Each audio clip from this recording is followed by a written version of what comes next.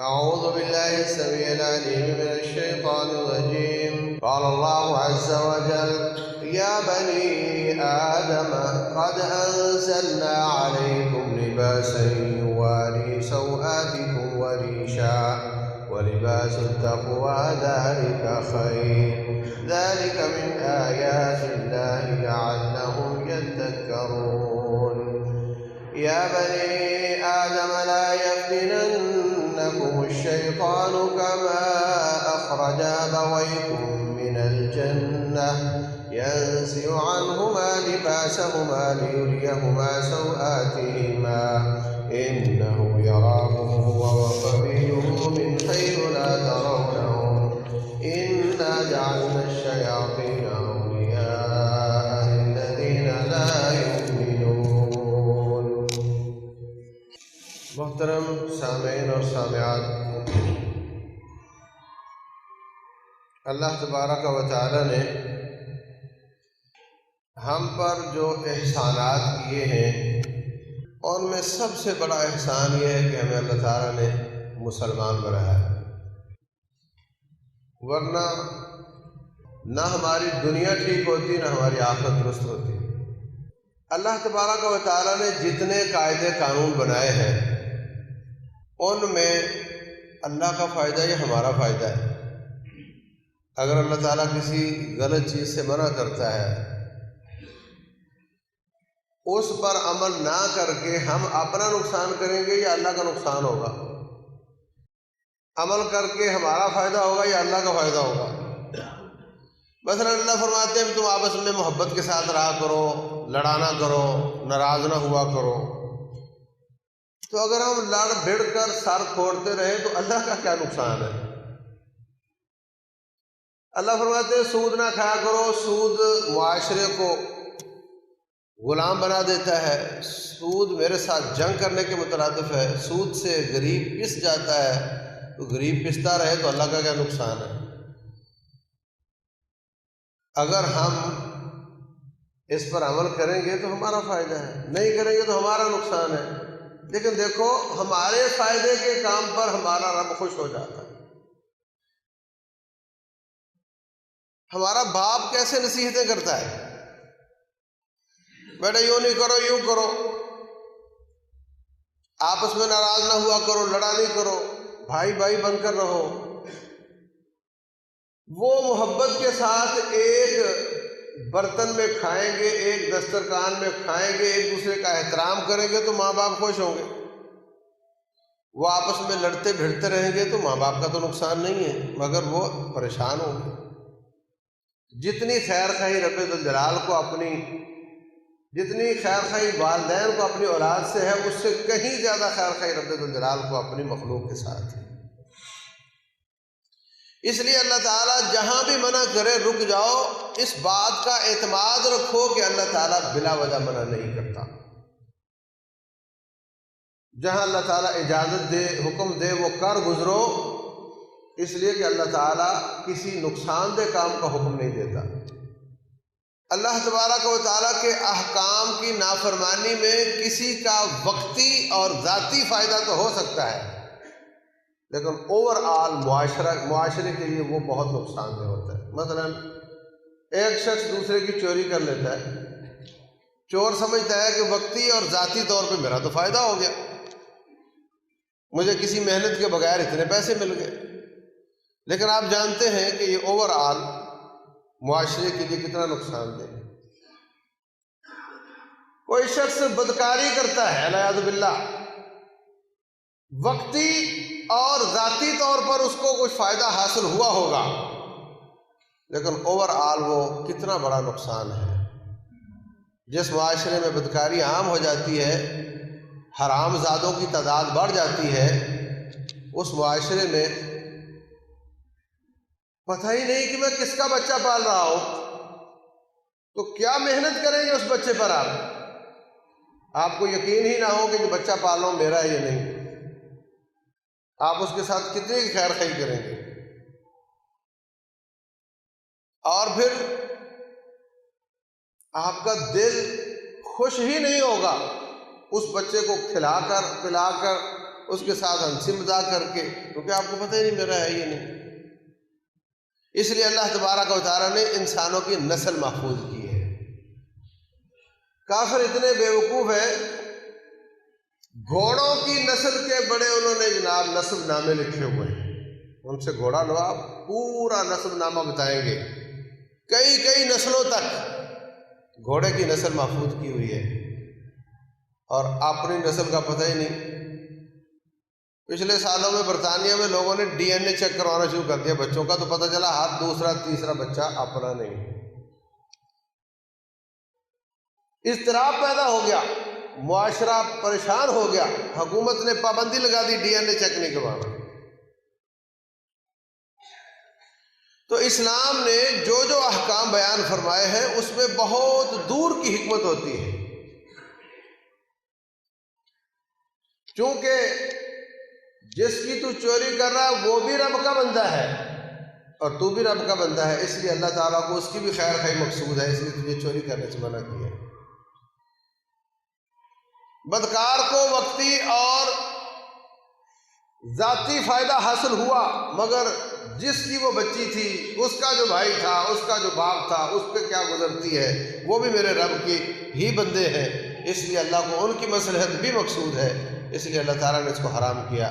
رسول اللہ صلی اللہ علیہ وسلم فرماتے ہیں لا احد اغیر من اللہ تعالیٰ سے زیادہ غیرت مند کوئی نہیں، فلذلک حرم الفواحش، اسی لیے اس نے فحاشی کو حرام کیا ہے، اس لیے کہ وہ کافر ہو، انگریز ہو، یہودی ہو، ہندو عورت ہو یا مسلمان عورت ہو، کوئی بھی ہو، جس کے ساتھ بدکاری ہوگی وہ اللہ کی تو بندی ہے نا۔ اور میں پہلے عرض کر چکا کہ والدین کے ساتھ تعلق ہمارا کمزور ہے، رب ذوالجلال کے ساتھ تعلق ہمارا مضبوط ہے۔ والدین نے ہمیں جنا ہے، اللہ نے ہمیں پیدا کیا ہے، والدین کسب کرتے ہیں، رب رزق دیتا ہے، والدین جننا نہ چاہتے اللہ پیدا کر سکتا ہے، اللہ پیدا نہ کرنا چاہے والدین جن نہیں سکتے۔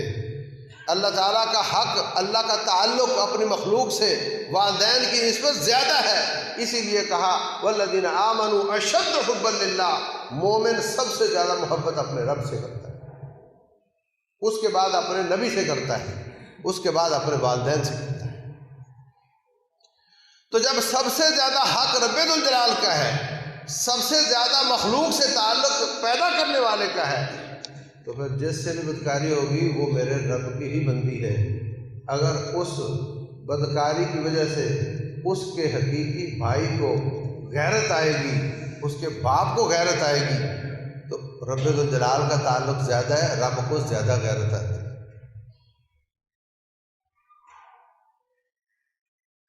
اس لیے فرمایا لا احد اغیر من اللہ سے زیادہ غیرت مند کوئی نہیں، اس لیے اس نے ہر قسم کی فحاشی کو، عریانی کو، بدکاری کو، سیاہکاری کو منع کر دیا، حرام کر دیا، کیونکہ سارے ہی اس کے بندے ہیں، ساری عورتیں اس کی بندی ہیں۔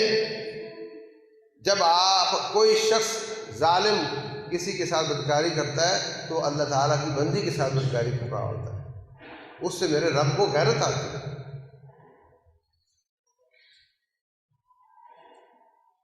کتنی بڑی بات ہے۔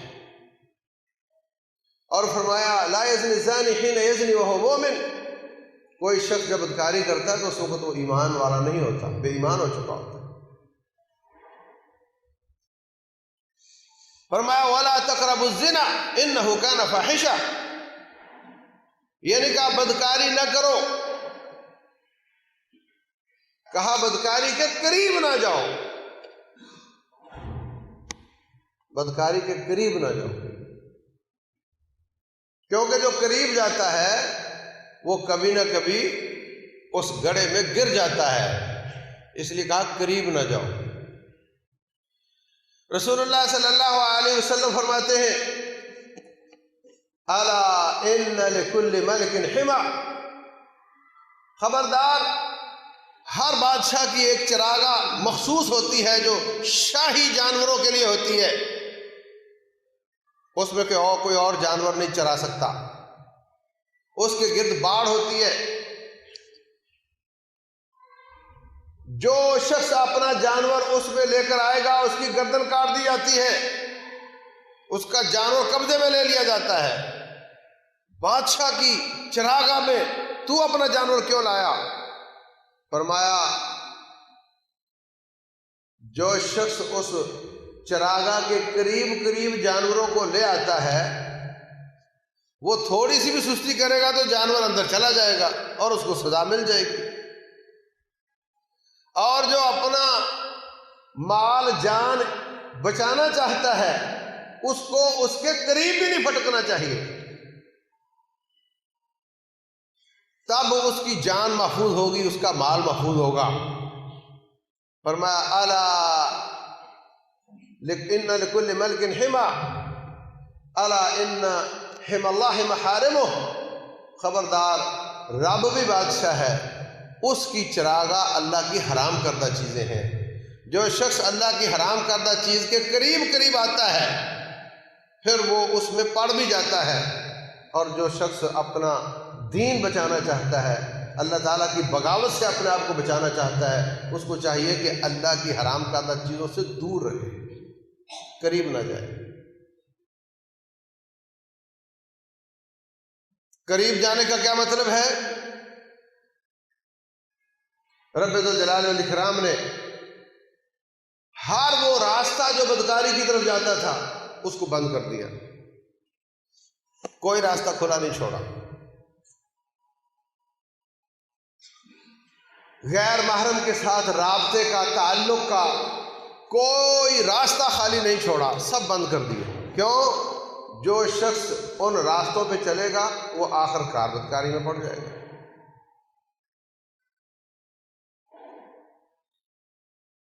فرمایا رسول اللہ صلی اللہ علیہ وسلم نے جو عورت خوشبو لگا کر اپنے آپ کو معطر کر کے غیر محرم میں جاتی ہے اس کو جنت کی خوشبو نہیں ملے گی۔ ایک روایت میں فرمایا فَهِيَ زَانِيَةٌ، یہ بدکار عورت ہے۔ یہ اسلام ہے، یہ اللہ کا دین ہے۔ اور کافروں کا دین کیا ہے؟ تم نہیں تو تیری خوشبو ہی صحیح، یہ کافروں کا دین ہے۔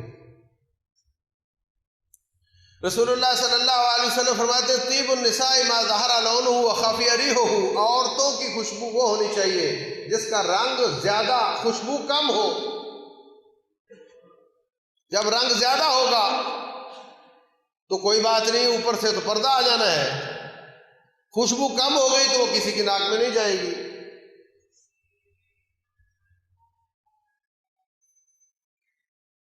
لیکن ہماری نیک عورتیں، نمازی عورتوں کی حالت یہ ہے کہ وہ مسجد میں آنے کے لیے اپنے آپ کو بناؤ سنگار کرتی، الا ماشاء اللہ، مسجد میں آنے کے لیے بناؤ سنگار اور خوشبو لگاتی۔ اللہ المستعان۔ سب سے پہلا دروازہ اس کا گھر سے باہر نکلنا ہی غلط ہے۔ فرمایا وَقَرْنَ فِي بُيُوتِكُنَّ، اپنے گھروں میں رہا کرو، وَلَا تَبَرَّجْنَ تَبَرُّجَ الْجَاهِلِيَّةِ الْأُولَىٰ، جیسے اسلام سے پہلے کفر میں عورتیں اپنے جسم کی نمائش کرتی تھیں اس طرح اپنے جسم کی نمائش نہ کیا کرو۔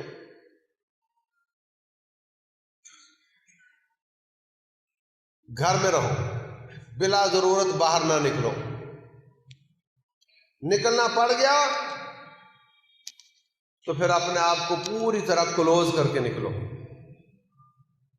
یا ایھا النبی قل لازواجک وبناتک ونساء المؤمنین یدنین علیہن من جلابیبہن، اے نبی علیہ السلام اپنی بیٹیوں اور مومنوں کی عورتوں اور اپنی بیویوں، کیا کہا؟ قل لازواجک، اپنی بیویوں سے کہہ دو، وبناتک، اپنی بیٹیوں سے کہہ دو، ونساء المؤمنین، اور مومنوں کی عورتوں سے کہہ دو، یدنین علیہن من جلابیبہن، اگر گھر سے نکلنا پڑے تو پورے جسم پر ایک بڑی چادر لے کر نکلو۔ چادر کی کیا ضرورت ہے؟ پہلے بھی تو کپڑا پہنا ہوا تھا گھر میں بغیر لباس کے تو نہیں تھی نا، اب کہا نہیں، وہ لباس بھی خوبصورت ہے، اس پہ کڑھائی ہوئی ہوئی ہے، اس پہ پھول بنے ہوئے ہیں، اس کا پرنٹ بڑا اچھا ہے، وہ بھی اٹریکشن رکھتا ہے، اس کے اوپر بھی ایک سادہ چادر لے کر نکلو۔ پہلی بات تو یہ کہ کئی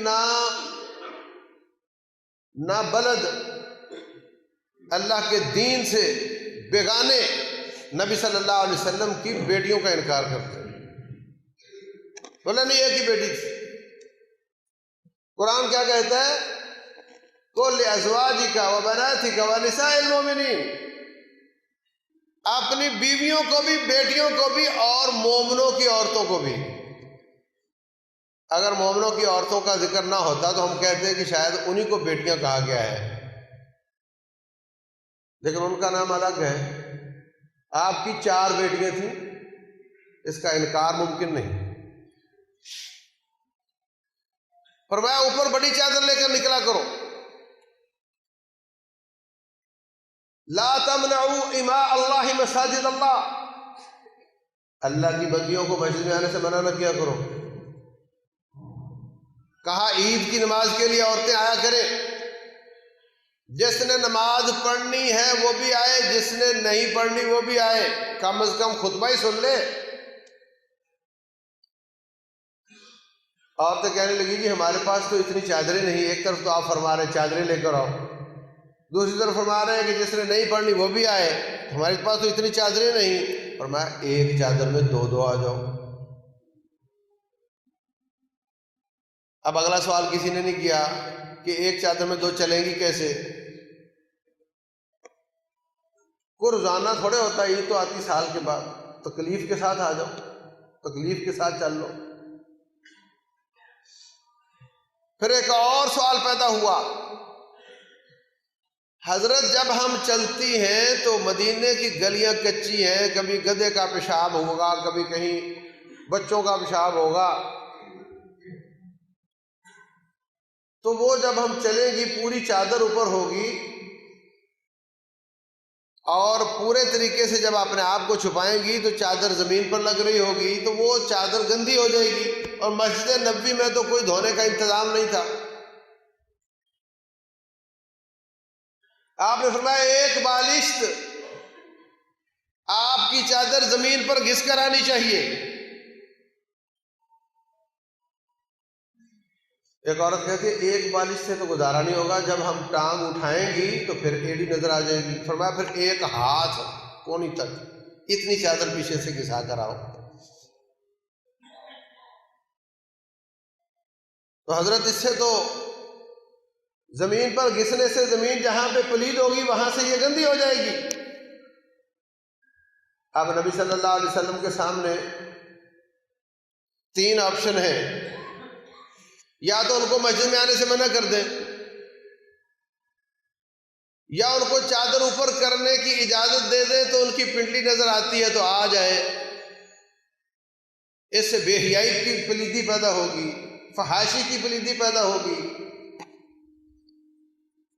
اور تیسرا آپشن یہ ہے کہ پھر اس کو گندی چادر کو ہی قبول کر لیا جائے۔ تو رسول اللہ صلی اللہ علیہ وسلم فرماتے ہیں یطہرہ ما بعدہ، جب وہ پلید جگہ پر چادر گھسے گی تو پلید ہو جائے گی، اس کے بعد جب پاک مٹی پر گھسے گی تو میں محمد اس چادر کو پاک قرار دیتا ہوں، لیکن اوپر اٹھانے کی پلیدی کو برداشت نہیں کر سکتا۔ صلی اللہ علیہ وسلم۔ ہمارا کیا حال ہے؟ مردوں کی چادریں، پتلونیں، شلواریں ٹخنوں سے نیچے، اور عورتوں کی اوپر۔ یہ اللہ کی بغاوت نہیں تو اور کیا ہے؟ جو آپ فرمائیں گے ہم آپ کی الٹ کام کریں گے۔ یہ بنی اسرائیل کی عادت ہے، یہ یہود و نصارہ کی عادت ہے، جن کو اللہ نے بندر اور خنزیر بنایا تھا۔ بتائیں یہ اللہ کے ساتھ ضد نہیں؟ جن کو کہا اوپر کرو وہ نیچے کرے، اور جن کو کہا نیچے کرو وہ اوپر کرے۔ یہ اللہ تعالیٰ کے ساتھ ضد ہے۔ بات چھوٹی سی نظر آتی ہے تو کیا ہوا، شلوار ہی ہے نا، پتلون ہی ہے نا، نیچے ہوئی تو کیا ہوا، اس میں کیا رکھا ہے؟ یہ اللہ تعالیٰ کے ساتھ ضد ہے، اور جو اللہ تعالیٰ کے ساتھ ضد لگاتا ہے اس کی بغاوت کرنے میں، ایک آدمی غلطی سے سہون کر لیتا ہے، اللہ معاف کر دیتا ہے۔ ایک آدمی ضد کرتا ہے رب کے ساتھ، تو نے فرمایا اوپر رکھو میں نیچے کروں گی، تو نے فرمایا نیچے رکھو میں اوپر کروں گی، آپ نے فرمایا اوپر رکھو میں نیچے کروں گا۔ پھر لٹکتے ہیں حضرت ابوبکر صدیق رضی اللہ عنہ کی طریقے کے ساتھ، جب آپ نے سخت ارشاد فرمایا جتنا حصہ ٹخنوں سے نیچے ہے مردوں کا اتنا حصہ آگ میں جائے گا، صحیح بخاری میں، ما اسفل من الکعبین من الازار ففی النار، جتنا حصہ ٹخنوں سے نیچے اتنا آگ میں جائے گا۔ ناک پر مکھی نہیں بیٹھنے دیتا اور ٹخنے تک جہنم میں جائے گا، برداشت کر لو گے؟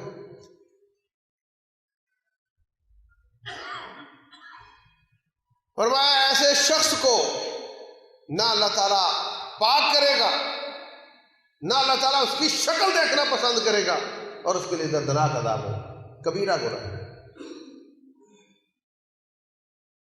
ابوبکر صدیق آگے رضی اللہ عنہ کہنے لگے حضرت میں تو اوپر کرتا رہتا ہوں لیکن پھر بھی وہ چادر کھسک کر کبھی نیچے ہو جاتی ہے، میں اوپر کرتا رہتا ہوں، کبھی کبھی میں توجہ نہیں کر پایا تو نیچے ہو جاتی ہے۔ فرمایا تو ان میں سے نہیں ہے، تو ٹھیک ہے جو ہمیشہ اوپر کرتا رہتا ہو اور کبھی نیچے ہو گئی ہو وہ ان میں سے نہیں ہے، بات سمجھ آتی، لیکن یہ جان بوجھ کر نماز کے بعد دیکھا نیچے کرتے ہوئے، اور پھر کہتا میں ابوبکر صدیق ہوں، خود کرتا ہے کہتا میں ابوبکر صدیق ہوں۔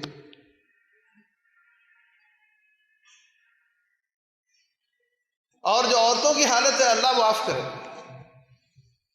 ہر آنے والی گرمی میں مسلمان کی بچی کو 2-3 انچ مزید ننگا کر دیا جاتا ہے۔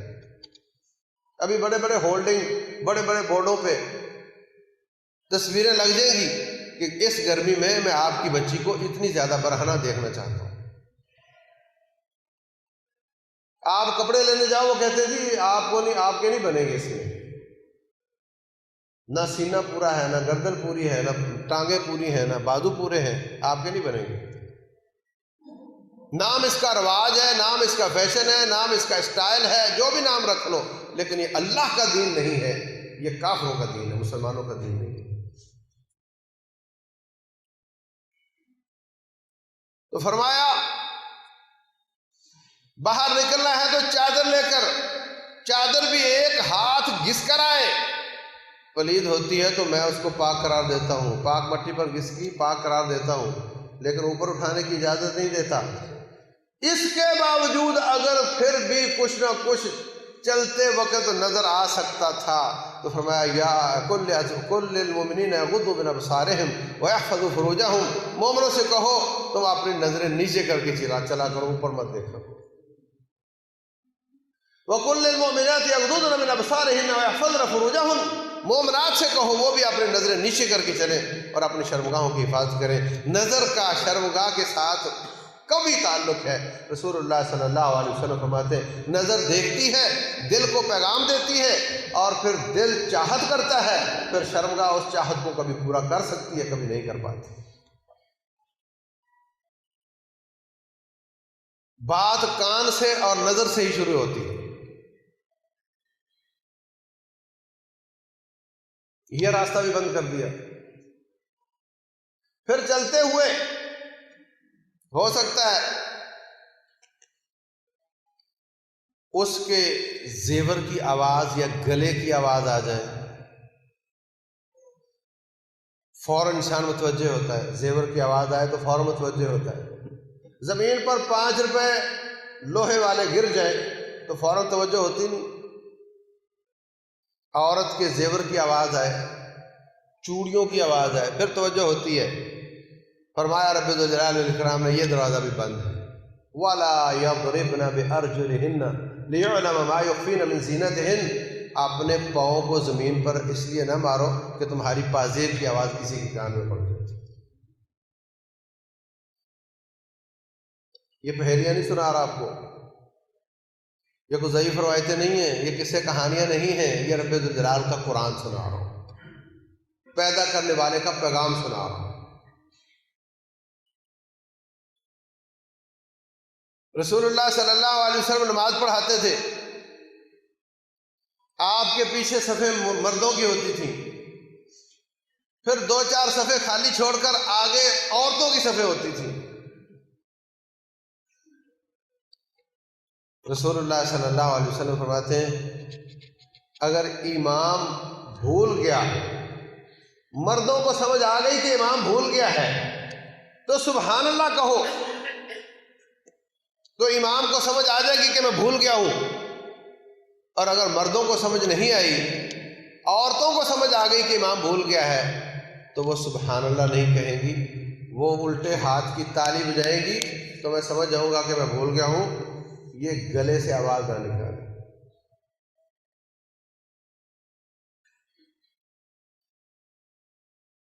عام عورتیں تو عام عورتیں ہیں، امہات المومنین، نبی کی بیویاں جن سے کوئی امتی شادی نہیں کر سکتا،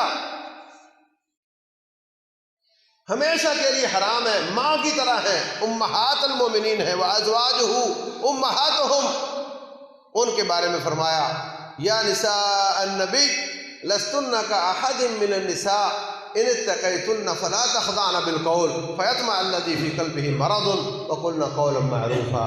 فرمایا اے نبی کی بیویوں، تم کوئی عام عورت نہیں ہو، اگر کوئی بھائی مسئلہ پوچھنے کے لیے آتا ہے، کوئی صحابی مسئلہ پوچھنے کے لیے آتا ہے، آپ اس سے بات کرتی ہو تو پھر لوچدار انداز، مٹک مٹک کر، چبا چبا کر بات نہیں کرنی، بلا وجہ بات کو لمبا کرنے کی کوشش نہیں کرنا، بلکہ سنجیدگی کے ساتھ بات کرنی ہے۔ وَقُلْنَا قَوْلًا مَعْرُوفًا، اگر ایسا ہی بات کی جو غیر سنجیدہ ہے، فَيَطْمَعَ الَّذِي فِي قَلْبِهِ مَرَضٌ، تو جس کے دل میں بیماری ہے اس میں تمہارے بارے میں طمع پیدا ہوگی، اس لیے دو ٹوک سنجیدہ بات کرنی۔ ماؤں کے بارے میں یہ احتیاط ہے تو پھر اجنبی مرد کے بارے میں کیسی احتیاط ہوگی؟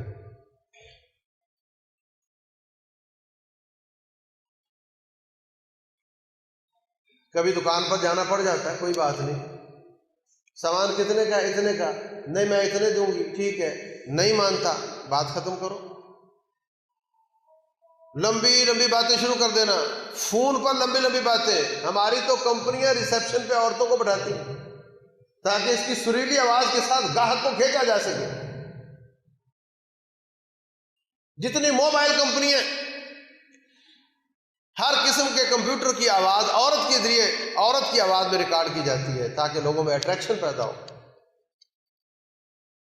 اور رب الجلال فرماتے نہیں، تیری خوشبو کا بھی پردہ ہے، تیرے جسم کے اوپر جو کپڑے ہیں ان کا بھی پردہ ہے، تیرے جسم کا بھی پردہ ہے، تیرے زیور کا بھی پردہ ہے، اور تیری آواز کا بھی پردہ ہے۔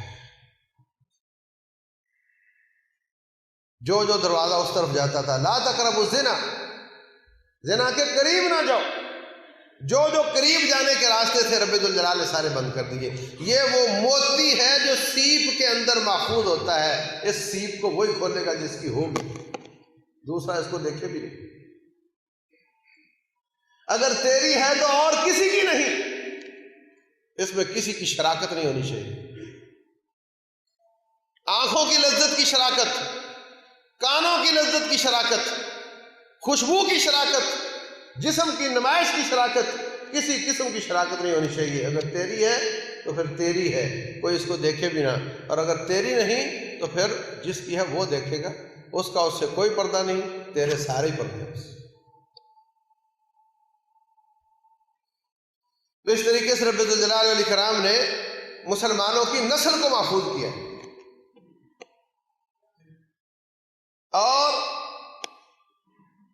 حیا کا حکم دیا ہے۔ فرمایا الحیاء من الایمان، حیا ایمان سے ہے۔ رسول اللہ صلی اللہ علیہ وسلم فرماتے ہیں الحیاء والایمان قرنا جمیعا، حیا اور ایمان ایک دوسرے کے جوٹی دار ہیں، اگر حیا جاتا رہے تو ایمان بھی جاتا رہتا ہے۔ جو بے حیا ہوتا ہے اصل میں وہ بے ایمان ہوتا ہے۔ حیا کس سے کرنا ہے؟ فرمایا ان مما ادرک الناس من کلام نبوت الاولى اذا لم تستحی فاصنع ما شئت، جو باتیں سابقہ انبیاء نے بھی بتائی تھیں اور میں بھی آپ کو بتاتا ہوں، ان میں سے ایک بات یہ ہے کہ کہ اللہ کی بغاوت اور انسان کے بیچ میں حیا کا ایک پردہ ہوتا ہے، جب وہ اتر جاتا ہے تو پھر انسان کو کوئی چیز روک نہیں سکتی، پھر اس سے ہر برائی کی توقع کی جا سکتی۔ جب حیا جاتا رہتا ہے پھر ہر برائی ہو سکتی ہے، پھر کوئی رکاوٹ نہیں۔ اور ہمارا سکولنگ سسٹم سب سے پہلے حیا کو ختم کرتا ہے۔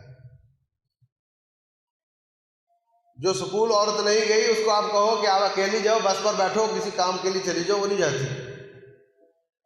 اور جو سکول جانا بس پہ وہ عادت ہے، وہ تو کہے گی ٹھیک ہے، جو وہاں جاتی ہوں تو وہاں بھی جا سکتی ہوں۔ جب کلاس فیلو سے بات ہو سکتی ہے تو کسی اور سے بھی بات ہو سکتی ہے۔ حیا بہت بڑی چیز ہے۔ رسول اللہ صلی اللہ علیہ وسلم فرماتے ہیں استحیوا من اللہ حق الحیا، اللہ سے ایسا حیا کرو جیسے حیا کا حق ہوتا ہے۔ کہنے لگے حضرت ہم تو اللہ سے حیا کرتے ہیں۔ فرمایا اللہ کے حیا کا حق یہ ہے کہ احفظ الراس وما وعى، اپنے سر کو محفوظ کرو اور جو کچھ سر میں ہے اس کو محفوظ کرو، اپنی سوچوں کو پاک کرو، اپنی سوچوں کو مثبت کرو۔ دماغ میں سوچیں آتی رہتی ہیں بے حیائی کی، فحاشی کی، بریائی کی، دماغ کو پاک کرو۔ واحفظ البطن وما حوى، پیٹ کی حفاظت کرو اور جو کچھ پیٹ میں ہے اس کی حفاظت کرو، حلال کماؤ، حلال کھاؤ، تیرا دل پاک ہونا چاہیے۔ اور فرمایا رسول اللہ صلی اللہ علیہ وسلم نے کہ جو شخص اللہ سے حقیقی حیا کرنا چاہتا ہے اس کو چاہیے وَلْيَذْكُرْ الْمَوْتَ وَالْبِلَى، موت کو یاد کرے، اس دن کو یاد کرے کہ جسم کے تیرے ٹکڑے، یہ خوبصورت چہرہ ایک دن مٹی ہو چکا ہوگا، اس میں سے کیڑے نکل رہے ہوں گے، اس دن کو یاد کرے۔ وَمَنْ أَرَادَ الْآخِرَةَ تَرَكَ زِينَةَ الدُّنْيَا، فرمایا جو آخرت کا ارادہ کرتا ہے وہ دنیا کی زینتیں ترک کر دیتا ہے۔ وہ دنیا میں یہ آسائشیں، آرام، زیبائشیں، یہ گھروں کی سجاوٹ، یہ سائڈ ایلیویشن اور نہ جانے کیا کچھ، وہ ان چکروں میں نہیں پڑتا۔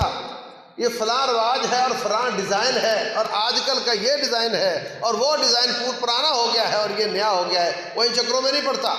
وہ جسم کو ڈھانپنے کی صرف کوشش کرتا ہے، وہ پیٹ بھرنے کی صرف کوشش کرتا ہے۔ فرمایا جو یہ سارے کام کرے گا فقد استحیا من اللہ حق الحیا، ترمذی شریف کی حدیث ہے۔ فرمایا وہ اللہ سے حقیقی طور پر حیا کرتا ہے۔ اللہ تبارک و تعالیٰ سے حیا کرو، فرشتوں سے حیا کرو۔ رسول اللہ صلی اللہ علیہ وسلم بیٹھے ہوئے، آپ کے ساتھی بیٹھے ہوئے، ابو بکر صدیق آئے، عمر بن خطاب آئے، آپ ریلیکس بیٹھے ہوئے، حضرت عثمان آئے، آپ کی چادر تھوڑی ران سے ہٹی ہوئی تھی، آپ نے اپنی چادر سیدھی کر لی۔ کسی نے پوچھا جی یہ کیا بات ہوئی؟ فرمایا الا استحیی من رجل تستحیی منہ الملائکہ، کیا میں اس شخص سے حیا نہ کروں جس سے اللہ کے فرشتے بھی حیا کرتے ہیں؟ فرشتوں سے حیا کرو۔ آپ وہ کام کر گزرتے ہو جب اکیلے ہو اور لوگوں کے سامنے نہیں کر سکتے، یاد رکھو اللہ کے فرشتے ہر وقت آپ کے ساتھ ہیں۔ یاد رکھو رب الجلال ہر جگہ آپ کو دیکھنے والا ہے۔ یوم تبلی السرائر، آج جو کام چھپ کر کرتے ہو قیامت والے دن کھلی کتاب لوگوں کے سامنے پیش ہو جائے گی، اس دن راز راز نہیں رہے گا۔ اس لیے اللہ سے حیا کرو۔ آپ کے ساتھ پاک باز فرشتے ہر وقت رہتے ہیں، ان سے حیا کرو اور مومنوں سے حیا کرو۔ استاد کی حیا ہوتی ہے نا، استاد کمرے میں ہو تو انسان وہ شرارتیں نہیں کرتا، جو استاد نہ ہو تو کر لیتا ہے۔ لوگوں سے حیا کرو اور آخری اپنی نفس، اپنی ذات سے حیا کرو۔ انسان کا بھی ایک ضمیر ہوتا ہے۔ یوسف علیہ السلام رب الجلال نے کنویں سے نکالا، بادشاہ کے گھر تک پہنچایا، بادشاہ کی بیوی نے برائی کی دعوت دی۔ یہ نہیں فرمایا میں تیری آفر قبول نہیں کروں گا اس لیے کہ اللہ مجھے سزا دے گا، یہ نہیں کہا۔ یہ نہیں کہا کہ میں نے تیری بات مان لی تو میری جنت مشکوک ہو جائے گی، بلکہ کیا کہا؟ معاذ اللہ، مجھے اللہ کی پناہ، انہ ربی احسن مثوائی، اس رب نے میرا اتنا اچھا ٹھکانہ بنایا، کہاں کنویں سے نکال کر کہاں اتنا اعلیٰ مرتبہ مجھے عطا کیا، اس نے میرے لیے اچھا سلوک کیا، میں اس کے ساتھ برا سلوک کروں؟ مجھے حیا آتی، مجھے شرم آتی اس بات پر کہ ایک شخص میرے لیے مصیبتوں میں کام آئے، میں اس کی جیب کاٹوں۔ یہ حیا ہوتی ہے نا، یہ انسان کی اپنے نفس کی حیا ہے، اور یہ حیا ساری کی ساری ایمان کا حصہ ہے۔ تو میرے عزیز بھائیوں، رب ذوالجلال نے برائی سے منع کیا، بے حیائی سے منع کیا، فحاشی عریانی بدکاری کی طرف جانے والے سارے راستے بند کر دیے، اور حیا کا حکم دیا۔ یہ اللہ کا دین ہے۔ اور جو میں ابھی آ رہا تھا، راستے میں رش، سرخ رنگ کے غبارے بکھرے تھے مسلمان ملک میں۔ یہ حیا باختگی ہے، یہ فحاشی عریانی بدکاری کی دعوت ہے، اور جو غبارے بناتا اور جو بیچتا ہے وہ پورے کا پورا شریک ہے۔ رب ذوالجلال فرماتے ہیں وَلَا تَعَاوَنُوا عَلَى الْإِثْمِ وَالْعُدْوَانِ، برائی اور زیادتی کے کاموں میں کسی کا تعاون نہ کیا کرو، یہ کمائی حرام ہے۔ اللہ تبارک و تعالی اس کا دین اس لائق ہے کہ ہر وقت اس پر عمل کیا جائے۔ زندگی میں ایک دن نہیں، ایک گھنٹہ بھی ایسا نہیں ہے جس میں اللہ کی بغاوت جائز ہے۔ جی ہم تو آج فحاشی کا دن منائیں گے، لو وہ کافر وَدُّوا لَوْ تَكْفُرُونَ كَمَا كَفَرُوا فَتَكُونُونَ سَوَاءً، ان کا پلان، ان کا ویژن رب ذوالجلال نے منکشف کر دیا۔ فرمایا وہ تو چاہتے ہیں جس طرح وہ کافر ہو کر رب کے باغی ہوئے، اللہ نے دھتکار دیا، تم بھی اسی طرح کافر ہو کر اللہ کے راندہ درگاہ بن جاؤ۔ وہ تو یہ چاہتے ہیں اور تم اس کے پیچھے چلتے ہو۔ کیا خامی دیکھی تم نے نبی صلی اللہ علیہ وسلم میں کہ ان کو چھوڑ کر تم کافروں کے پیچھے چل پڑے؟ فرمایا لَتَتَّبِعُنَّ سَنَنَ مَنْ كَانَ قَبْلَكُمْ، ایک وقت آئے گا کہ تم مجھے چھوڑ کر یہود و نصارہ کے طریقے پر چلو گے۔ حذو القدۃ بالقدہ، حذو النعل بالنعل، فرمایا جیسے چلتے وقت دائیں جوتی آگے کبھی بائیں آگے، ایسے کبھی عیسائی آگے کبھی تم آگے۔ حتیٰ لو دخلوا جحر دب لدخلتموہ، اگر وہ سانڈے کی بل میں گھسیں گے تو تم بھی گھس جاؤ گے، اور یہ نہیں سوچو گے کہ میں یہاں کیوں آ رہا ہوں۔ دماغ کا سوئچ آف کر دو گے، آنکھیں بند کر کے یہودیوں اور عیسائیوں اور ہندوؤں کے کندھے پر اپنا ہاتھ رکھ دو، حتیٰ کہ ان میں سے اگر کوئی اپنی ماں کے ساتھ نکاح کرے گا تو تم بھی کرو۔ یہ قیامت کی نشانیوں میں سے ایک نشانی ہے۔ اس لیے عزیز بھائیوں، اس طرح کے دن منانا حرام ہے، اور یہ کوئی اختلافی مسئلہ نہیں ہے۔ یہ کافروں کے طریقے پہ چلنا ہے۔ ہر نماز کی ہر رکعت میں اللہ تعالیٰ سے یہ کہتے ہو یا اللہ اہدنا الصراط المستقیم، سیدھا راستہ دکھا دے، غیر المغضوب علیہم، جن پر تیری ناراضگی ہوئی ان کا راستہ مت دکھانا، ولا الضالین، اور گمراہوں کا راستہ مت دکھانا۔ ہر نماز کی ہر رکعت میں کہتے ہو۔ رسول اللہ صلی اللہ علیہ وسلم فرماتے ہیں ضالین سے مراد عیسائی ہیں، اور مغضوب علیہم سے مراد یہودی ہیں، اور ہر نماز کی ہر رکعت میں اللہ سے یہ کہتے ہو اور پھر ان کے پیچھے پیچھے چلتے ہو۔ مسلمانوں کے لیے بات قطعی طور پر لائق نہیں۔ اپنی اولادوں کی حفاظت کرو، اپنی نظروں کی حفاظت کرو، اور اس طرح کے کسی کام کے لیے کوئی خصوصی اہتمام کہ جی آج ہم اسپیشل کھانا پکائیں گے، یا آج ہم آؤٹنگ پہ نکلیں گے، آج ہم کوئی ایسا کام جو روٹین سے ہٹ کر ہے بالکل نہ کرو۔ اللہ تبارک و تعالیٰ کے دین پر چلو، کافروں کے دین سے بچو۔ اللہ تعالیٰ عمل کی توفیق دے۔ وما علینا الا البلاغ۔